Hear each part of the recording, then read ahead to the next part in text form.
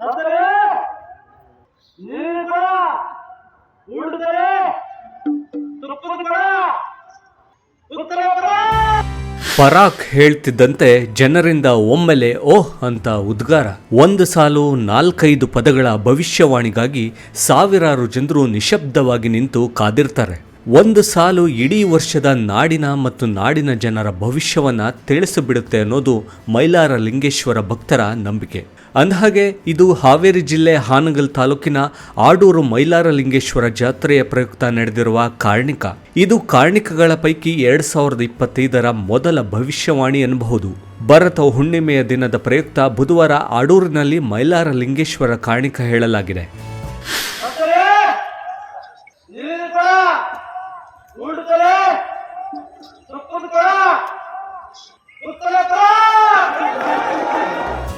ಸಂಪ್ರದಾಯದಂತೆ ಗೊರವಯ್ಯ ಉದ್ದದ ಗಳ ಅಥವಾ ಕೋಲನ್ನು ಏರ್ತಾ ಪರಾಕ್ ಎಂತಿದ್ದಂತೆ ಜನರು ಪೂರ್ತಿ ಸೈಲೆಂಟ್ ಆಗ್ತಾರೆ.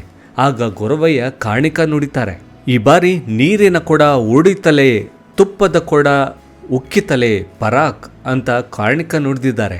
ಇದು ಗೊರವಯ್ಯನ ಮೂಲಕ ಬರುವ ದೈವವಾಣಿ ಅಂತ ಭಕ್ತರು ನಂಬ್ತಾರೆ. 12 ಅಡಿ ಎತ್ತರದ ಬಿಲ್ಲನ್ನೇರಿ ವರ್ಷದ ದೈವವಾಣಿ ನುಡಿದಿರುವ ಗೊರವಯ್ಯನ ನುಡಿಯು ಶುಭವನ್ನೇ ಹೇಳ್ತಿದೆ ಅಂತ ವಿಶ್ಲೇಷಿಸಲಾಗ್ತಿದೆ.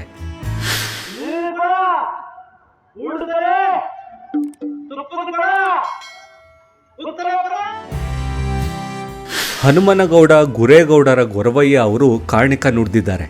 ಆ ನುಡಿಯ ಪ್ರಕಾರ ಈ ವರ್ಷವೂ ರಾಜ್ಯದಲ್ಲಿ ಉತ್ತಮ ಮಳೆಯಾಗಲಿದೆ ಹಾಗೂ ಸಮೃದ್ಧವಾಗಿ ಬೆಳೆಗಳು ಬರಲಿವೆ ಅಂತ ಗ್ರಾಮಸ್ಥರು ವಿಶ್ಲೇಷಿಸಿದ್ದಾರೆ. ತುಪ್ಪದ ಕೊಡ ಉಕ್ಕೋದು ಅಂದರೆ ಬೆಳೆಗಳು ಮೈದುಂಬಲಿ ಅಂತ, ಹಾಗೂ ನೀರಿನ ಕೊಡ ಓಡೋದು ಅಂದರೆ ಮಳೆಯಾಗೋದು ಅಂತ ಅರ್ಥೈಸಲಾಗ್ತಿದೆ.